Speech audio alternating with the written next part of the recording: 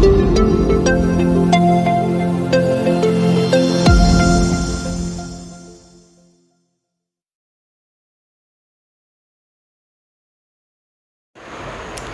Students, AP study में आप सभी का स्वागत है। चलिए आज हम जान लेते हैं कि कक्षा 12वीं सीजी बोर्ड का हमारा जो नया सिलेबस है वो क्या है, जिसे माध्यमिक शिक्षा मंडल ने अभी जारी किया है। तो जैसा कि आप सभी जानते हैं, अभी का जो ड्यूरेशन है कोविड-19 चल रहा है, जिसके तहत अभी हमारे स्कूल्स और जो कॉलेजेस हैं वो सुचारू रूप से नहीं चल पा रहा है, जिसके कारण जो विद्यार्थी हैं वो प्रॉपर स्कूल भी नहीं जा पा रहे हैं। ऑनलाइन क्लासेस हो रही है। ऑनलाइन क्लासेस में भी ऐसा कंडीशन हो जा रहा है कि बहुत सारे स्टूडेंट्स ऐसे हैं हमारे बीच जो जिनके पास एंड्रॉयड मोबाइल नहीं है, जो प्रॉपर ऑनलाइन क्लास से स्टडी नहीं कर पा रहे हैं। तो ये सब चीज़ को देखते हुए जो हमारे छत्तीसगढ़ माध्यमिक शिक्षा मंडल है, उन्होंने क्या किया है कि हमारा जो सिलेबस था उसमें कुछ % की कटौती कर दी गई है। तो उसे ही हमें आज देखना है कि हमारा जो पुराना सिलेबस था उसमें ऐसा कौन कौन सा हिस्सा है जिसे हमको पढ़ने की ज़रूरत नहीं है, जिसे माध्यमिक शिक्षा मंडल बोर्ड ने हमारे सिलेबस से आउट कर दिया गया है। तो अननेसेसरी उसको पढ़ने की कोई आवश्यकता नहीं। तो चलिए देख लेते हैं ऐसा कौन कौन सा सब्जेक्ट है हमारे कोर्स में, ऐसे कौन कौन से टॉपिक हैं जिसको हमको देखना है, और ऐसे कौन कौन से लेसन या टॉपिक है जिसको हमको छोड़ देना है, उसको नहीं पढ़ना है। तो जैसा कि आप जानते हैं, हमारे पुराने सिलेबस में भी जो जैसे कि मैंने यहाँ पे लिखा है, इंग्लिश हमारा सब्जेक्ट है। कौन से क्लास का मैं अभी वीडियो बना रही हूँ, तो 12th क्लास का, और उसका हम देखने वाले हैं क्या, सिलेबस। तो हमारा जो पुराना सिलेबस था वो कैसा था, सेक्शन में डिवाइड है, सेक्शन ए, सेक्शन बी और सेक्शन सी। तो सेम वैसा ही पैटर्न अभी भी है। सेक्शन ए जिसमें रीडिंग कॉम्प्रिहेंशन है, ठीक है, जिसमें आप क्या करते हो, अनसीन पैसेज आपको क्वेश्चन में मिलता है। अनसीन पैसेज को आप बहुत ही बारीकी से उसको पढ़ेंगे और उसको कॉम्प्रिहेंशन मीन्स समझना, उसको आपको समझना है, पढ़ना है। अनसीन पैसेज को, अपठित गद्यांश को पढ़ना है, उसको समझना है। उसके बाद उसके नीचे आपको कुछ क्वेश्चंस मिलेंगे जिसको आपको क्या करना है, सॉल्व करना है। तो अगर जिस स्टूडेंट का रीडिंग कॉम्प्रिहेंशन अच्छा होगा, पढ़ के उस गद्यांश को या अपठित गद्यांश को पढ़ने की क्षमता जिसकी अच्छी होगी, वही स्टूडेंट्स नीचे दिए गए या पूछे गए प्रश्नों का सही आंसर दे सकता है। तो इसका टेस्ट होगा रीडिंग कॉम्प्रिहेंशन में, जिसमें आपको क्या मिलता है, अपठित गद्यांश मिलता है। और नीचे में जो क्वेश्चन आपको मिलेगा वो या तो रहेगा नोट मेकिंग, या तो रहेगा एब्स्ट्रैक्शन, या जिसे आप समरी भी बोलते हैं। उसके बारे में हम डिटेल में आगे चर्चा करेंगे। तो सेकंड जो सेक्शन है, section number B, section number B जिसको हम राइटिंग स्किल भी बोलते हैं। इसमें क्या होगा, सेकंड सेक्शन में आपकी जो राइटिंग स्किल है, लिखने का जो कौशल है, उसका क्या किया जाएगा, टेस्ट किया जाएगा, परीक्षा लिया जाएगा। जैसे आप 9th या 10th क्लास में होते थे तो आप क्या करते थे, लेटर राइटिंग, एप्लीकेशन और एसे राइटिंग करते थे। वैसे ही इसमें भी आपको लेटर राइटिंग और एप्लीकेशंस मिलेंगे। उसके अलावा और बहुत कुछ चीज़ आपके सिलेबस में जोड़ दिया गया है, जैसे कि आपको एडवर्टाइजमेंट लिखना, पोस्टर लिखना, नोटिस राइटिंग करना, रिप्लाई लिखना, आर्टिकल लिखना, स्पीच लिखना, रिपोर्ट राइटिंग या डिबेट लिखना, इतने सारे कुछ और मटेरियल जोड़ दिया गया है, जिसके द्वारा वो क्या करेगा, आपको क्वेश्चन देगा और आप लिख के अपनी भावनाओं को, अपने विचारों को व्यक्त करेंगे, जिससे हमारा जो एग्जामिनर है वो टेस्ट करेगा कि हमारा जो राइटिंग स्किल है, हमारे लिखने की जो क्षमता है वो किस प्रकार की है, और उसी के आधार पे आपको नंबर मिलेगा। जो हमारा थर्ड सेक्शन है, section number C, literature textbook, और ये रिलेटेड है आपके टेक्स्ट बुक से। जैसा कि आप सभी को पता है कि माध्यमिक शिक्षा मंडल ने 2 प्रकार के आपको टेक्स्ट बुक दिए हैं, पहला फ्लेमिंगो और दूसरा विस्टास करके। तो उन दोनों में जितने भी लेसन्स हैं उनको हमको बारीकी से पढ़ना है। उसके बाद उसी से रिलेटेड क्वेश्चंस आपको पूछे जाएंगे, जिसका आंसर भी आपको देना रहता है। तो उसमें जो लेसन, पहले जो लेसन हुआ करता था वो लगभग 22 लेसन था, जो कि अब कट के कितना हो गया है, 9 लेसन में आके सिमट गया है। तो बहुत ज़्यादा हमारा जो कोर्स है वो कट गया है और कम हो गया है। तो चलिए आगे बढ़ते हैं। इसमें नंबरिंग कैसे किया गया है, जो रीडिंग कॉम्प्रिहेंशन है वो 20 मार्क्स के, इस सेक्शन से 20 मार्क्स के नंबर आपको पूछे जाते हैं, 20 मार्क्स के क्वेश्चंस आपको पूछे जाते हैं। राइटिंग स्किल से 30 मार्क्स के क्वेश्चन बनते हैं, और लिटरेचर टेक्स्ट बुक से आपको 30 मार्क्स का क्वेश्चन बनेगा। तो टोटल हो जाता है 20 + 30 + 30 इज इक्वल टू 80 मार्क्स। 80 नंबर का आपका एक्सटर्नल एग्जाम होगा, परीक्षा होगा, जिसमें से 20 मार्क्स जो होता है वो आपके स्कूल में उस चीज़ का एग्जाम होता है जिसे आप इंटरनल एग्जाम बोलते हैं, जिसमें आप प्रोजेक्ट फाइल्स बनाते हैं। चलिए आगे बढ़ जाते हैं, बारी बारी से हम सभी सेक्शंस को देखेंगे। तो सेक्शन नंबर ए को हम सबसे पहले देख लेते हैं। सेक्शन नंबर ए, जिसे हम रीडिंग कॉम्प्रिहेंशन बोलते हैं, इसको हम पहले देख लेते हैं कि हमको इसमें पढ़ना क्या है। तो इसको दो कैटेगरी में कैटेगराइज किया गया है। फर्स्ट है अनसीन पैसेज, जिसमें हमको अपठित गद्यांश मिलेगा और उस अपठित गद्यांश को पढ़ना है और सिंपली उसी से रिलेटेड आपको कुछ नीचे क्वेश्चंस पूछा जाएगा। उन सारे क्वेश्चंस का आंसर आपको बारी बारी से देते जाना है। शॉर्ट क्वेश्चंस होते हैं, छोटे छोटे आंसर आपको उसके देने हैं। दूसरा होता है note making and abstraction.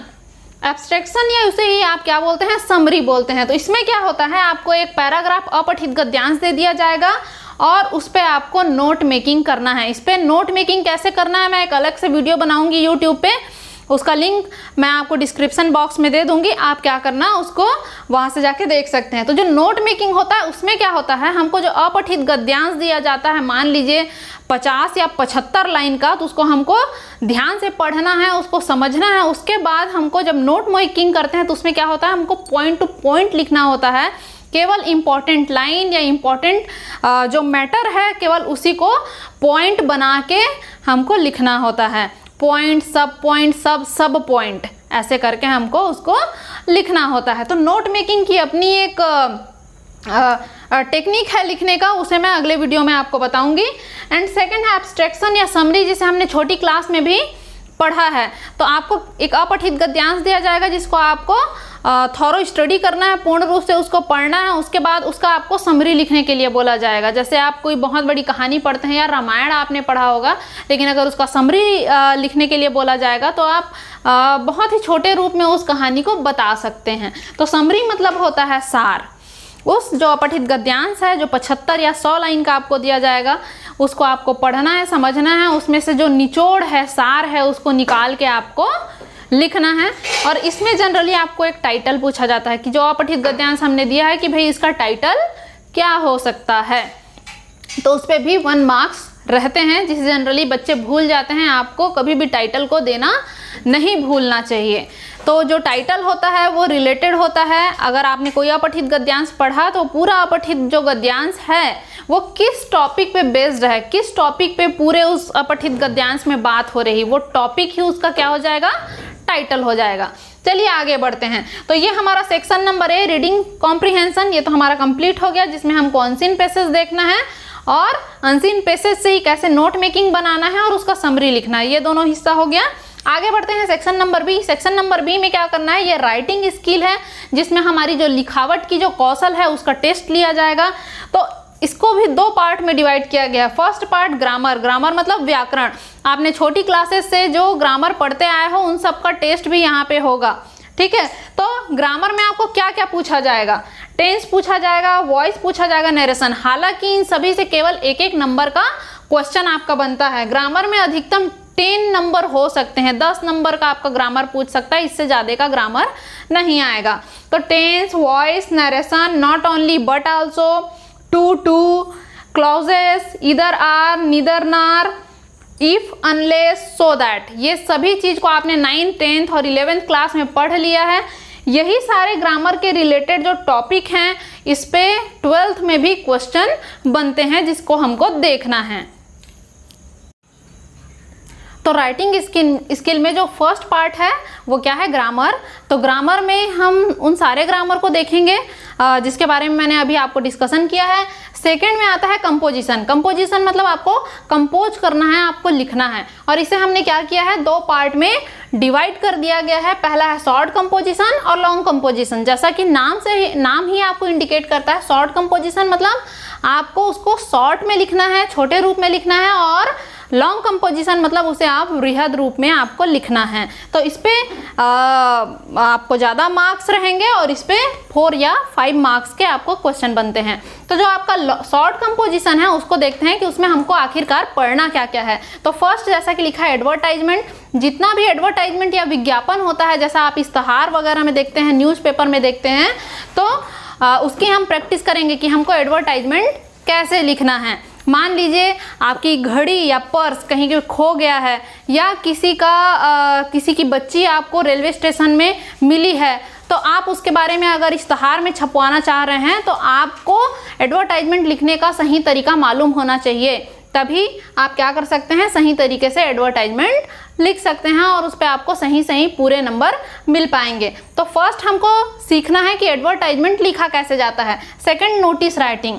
Notice मतलब होता है सूचना। जैसे कि आप देखते हैं आपके स्कूल में कोई ना कोई सूचना निकलती है जिसे नोटिस बोर्ड पे चिपका दिया जाता है, सूचना पटल पे चिपकाया जाता है ताकि उसकी सूचना सारे स्टूडेंट्स को मिल जाए।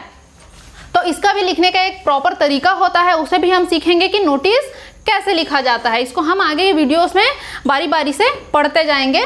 थर्ड नंबर पे आता है पोस्टर। Poster making. जैसा आप देखते हैं कि जब भी जो चुनाव आता है तो अलग अलग जो पार्टी के लोग होते हैं, जैसे कांग्रेस हो गया, बीजेपी हो गया, समाजवादी पार्टी हो गया, तो उन लोग अलग अलग प्रकार के पोस्टर्स बनाते हैं। या कहीं पे कोई मेला लग रहा है या रामायण या नवधा ऐसा कुछ कार्यक्रम या मेला आयोजित हो रहा है, तो वहाँ पे आपको रोड के किनारे, सड़क पे या दीवारों पे बड़े बड़े अक्षरों में लिखा हुआ पोस्टर दिखाई देगा, जिसमें जनरली कुछ ना कुछ एक पिक्चर भी बना होता है, एक फोटो बना हुआ होता है। तो इसका भी एक तरीका होता है कि हमको पोस्टर कैसे डिजाइन करना है, उसके बारे में भी हम आगे पढ़ेंगे।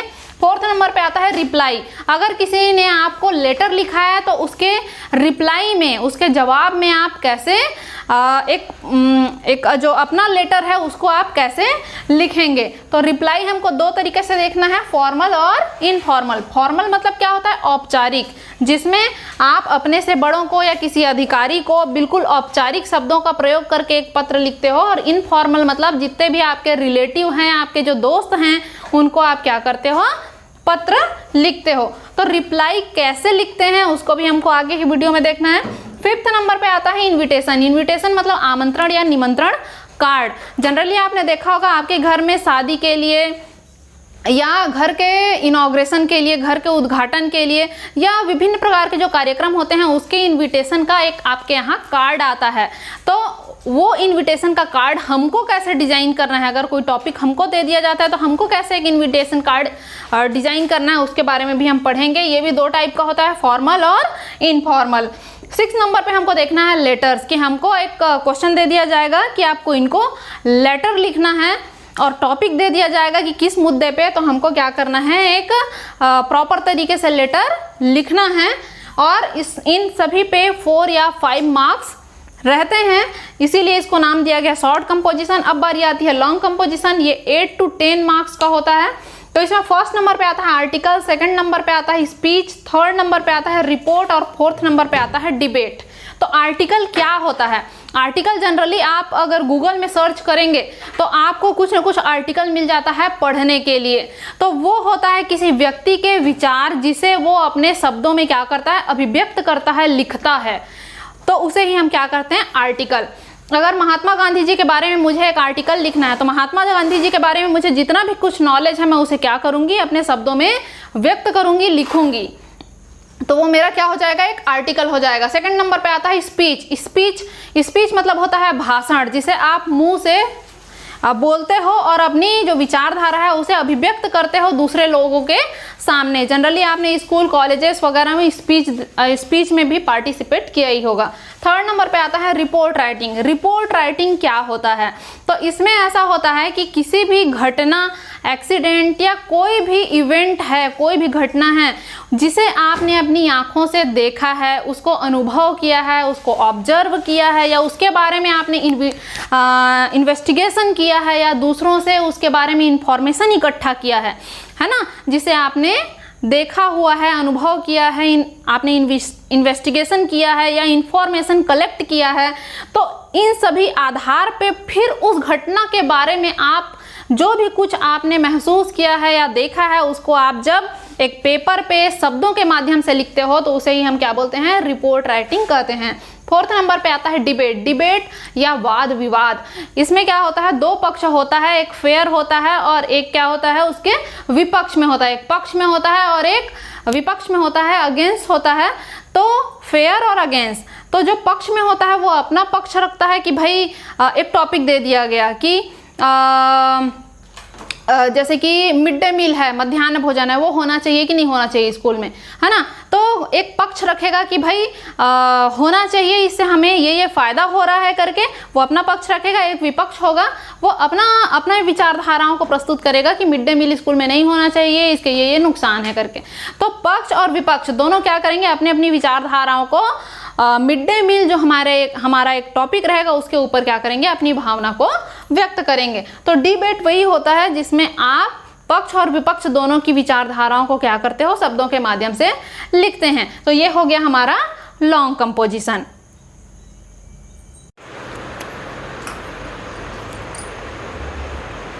हमारा जो थर्ड सेक्शन है वो है सेक्शन सी। तो सेक्शन सी में हमको देखना है लिटरेचर टेक्स्ट बुक, हमको क्या क्या टेक्स्ट बुक मिले हैं। तो हमको दो टाइप का टेक्स्ट बुक मिला है, पहला फ्लैमिंगो, दूसरा विस्टास करके। तो जो हमारा फर्स्ट बुक हमको जो फ्लैमिंगो मिला है उसको हमें देखने को ये मिलता है कि इसे दो पार्ट में डिवाइड कर दिया गया है। पहला होता है प्रोज सेक्शन और दूसरा है पोएट्री सेक्शन। तो प्रोज सेक्शन जिसमें आपको जनरली स्टोरी मिलेगा, और पोएट्री सेक्शन जो एक पोयम या कविता के फॉर्म में होगा। तो प्रोज सेक्शन में जो पहले लेसन थे उसमें कुछ लेसन्स को हटा दिया गया है। तो अभी जो हमारे सिलेबस में जितना हमको पढ़ना है वो क्या क्या है, फर्स्ट है द लास्ट लेसन, सेकंड है lost spring, third lesson deep water और फोर्थ नंबर पे द रेड ट्रैप। केवल इतने 4 लेसन को ही हमको प्रोज सेक्शन से पढ़ने हैं, बाकी लेसन हमको पढ़ने की ज़रूरत नहीं है, क्योंकि उसको छत्तीसगढ़ माध्यमिक शिक्षा मंडल उन लेसन को हमारे सिलेबस से कट ऑफ कर दिया गया है। ठीक, आगे बढ़ते हैं पोएट्री सेक्शन। तो पोएट्री सेक्शन में केवल हमको 3 लेसन देखना है। फर्स्ट लेसन है my mother at 66, second lesson है an elementary school classroom in a slum, और थर्ड लेसन है कीपिंग क्वाइट। केवल ये 3 लेसन जो हैं हमको पोएट्री सेक्शन में देखना है। उसके बाद जो हमारा सेकंड बुक है जिसे हम विस्टास बोलते हैं, जो कि एक सप्लीमेंट्री रीडर है, इसमें केवल हमको 2 लेसन पढ़ने हैं। और वो 2 लेसन कौन से हैं, पहला लेसन है द थर्ड लेवल और दूसरा लेसन है द टाइगर किंग। अगर आप टोटल करते हैं नंबर ऑफ लेसन, तो इसमें 4 लेसन, इसमें 3 लेसन, 4 और 3 हो गया 7 और यहाँ पे 2 तो हो गया 9। तो टोटल 9 लेसन आपको पढ़ने की आवश्यकता है आपके टेक्स्ट बुक से। और इससे पुराना जो सिलेबस था पिछले साल जो स्टूडेंट्स ने पढ़ा उसमें टोटल 22 लेसन थे, 22 लेसन थे, जिसमें से केवल अभी आपको 9 लेसन या 9 लेसन को पढ़ने की आवश्यकता है। बाकी जो लेसन हैं उसको आपको पढ़ने की ज़रूरत नहीं है, वो अननेसेसरी है। तो मैं सोचती हूँ कि ये वीडियो आपके लिए कारगर होगा, आपके लिए यूजफुल होगा। अगर आपको ये वीडियो पसंद आता है तो मेरे चैनल को लाइक कीजिएगा और सब्सक्राइब कीजिएगा। Thank you. छत्तीसगढ़ के लिए बना है वीडियो, हमारा ये जो वीडियो है वो छत्तीसगढ़ माध्यमिक शिक्षा मंडल के द्वारा जारी किया गया है, जो नया सिलेबस है जो केवल 2021 सन के लिए अभी जारी किया गया है। तो केवल छत्तीसगढ़ के विद्यार्थी इस पर ध्यान देंगे। ये सीजी बोर्ड का सिलेबस है 2021।